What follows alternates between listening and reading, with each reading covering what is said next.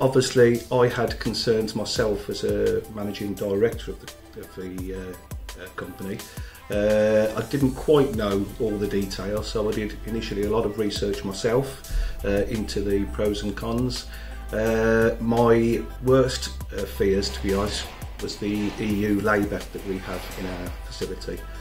So I did focus a lot of time in the initial stages on recruitment and making sure that we looked after our EU workforce.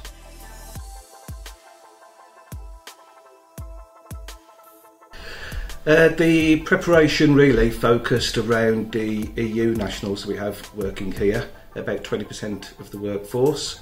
The first thing I did, I got them all together.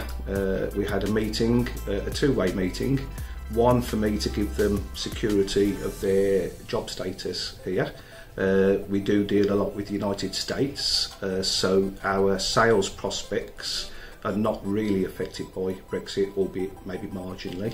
I also use the situation to assure them of my support and any assistance we could give them for government registration so they can continue to reside in the UK. And thirdly, it was a very useful forum for me to understand their own feelings and their own discussions and what was being discussed in their respective communities. So yeah, it was very good feedback.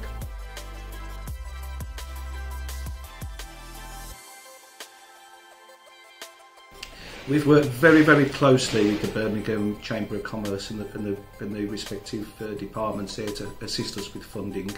A lot of which has gone on the development of a new demonstration area so that we can bring customers down to our facility and demonstrate our equipment on a hands-on basis.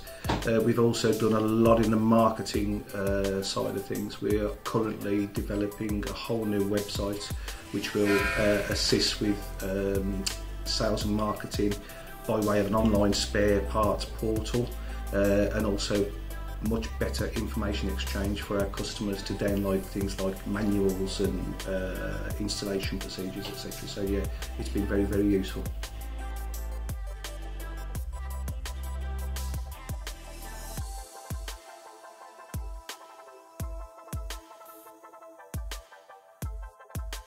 We're fortunate enough to have established a very good business over in the United States.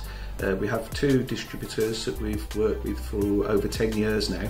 They account for 50% of our business now, so we really do concentrate on this, and we are cementing those ties to make sure that it does continue. We support them very heavily by way of exhibitions, developing new machines, so yeah, that is a good position for us to be in. Not forgetting the fact that we do a lot of UK to UK business also, so we've also worked hard to develop our UK sales by further enhancing after sales support, additional sales staff, and really make sure that if there are any benefits of Brexit down the line, we can reap the dividends with our UK to UK business.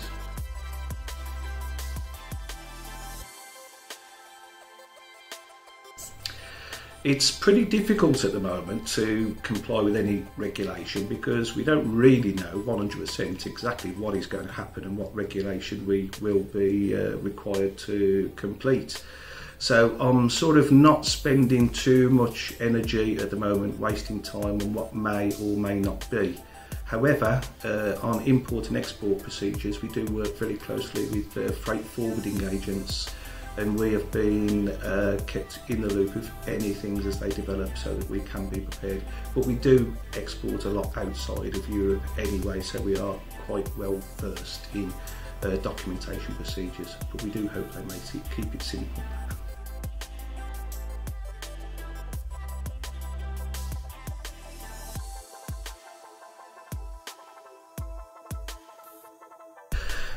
We have prepared a Brexit statement covering all the points that we've considered to give both our customers peace of mind that they can get continued supply, and we've also verbally discussed where appropriate with customers that have raised the issue. we're not panicking, and we're certainly not raising the topic as an issue. We are just addressing with it as it crops up with customers, and we have all the information there for them as and when they need it.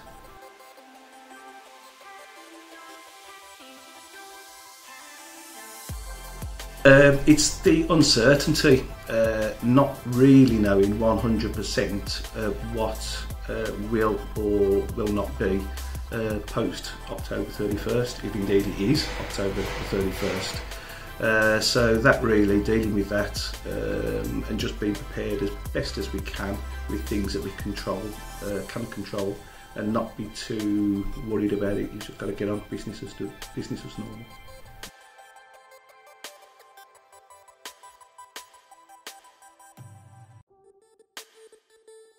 We do get a lot of information from our suppliers. I try not to listen to too much of the stories that populate in the social media and various feeds. You do get a lot of opinions one way or the other. So I do try and keep my information as factual as I possibly can. But the suppliers themselves, like the freight forwarders for example, are very well versed with the situation. So yeah, we tend to work on a business to business basis there.